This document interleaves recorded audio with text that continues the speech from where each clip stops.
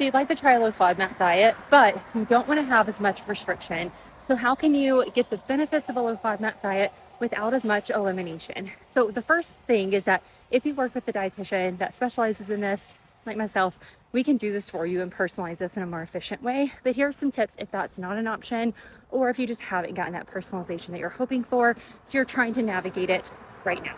One option is to start with fewer groups that you eliminate or modify. Emerging research is showing that the groups mannitol, GOS, galacto-oligosaccharides, and fructans are the most common triggers. And then if you know that you're lactose intolerant, you might add that group in.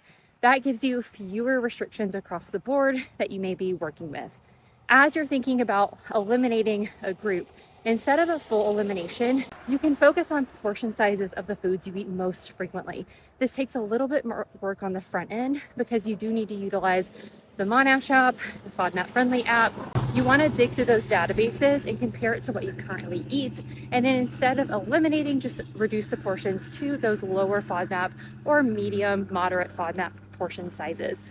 And then as you are looking through the foods that you're currently eating, you can try to eliminate the biggest heavy hitters that can't necessarily be reduced to a portion size that may work. Some of the big ones typically are garlic and onion, which might need to be replaced the majority of the time so that whenever you're unaware or can't replace them, you are still kind of under that threshold. This can be done with garlic infused olive oils. There's a lot of alternatives on the market. Wheat is another one that you may just reduce the portion size of. One slice of wheat bread per day is low, so balancing that out with other starches may be beneficial. And then beans or different legumes can be a big one, especially if you're a plant-based eater. But canned chickpeas, canned lentils, those tend to be lower. And interestingly, you may have more of a big portion size to have with fava beans and white beans. So those are some examples. And then obviously lactose-free products, which can be pretty easy to find. But knowing what you currently eat and which of those foods that you might want to swap out or just maybe reduce the portion size of can help you reduce your overall load and still get relief.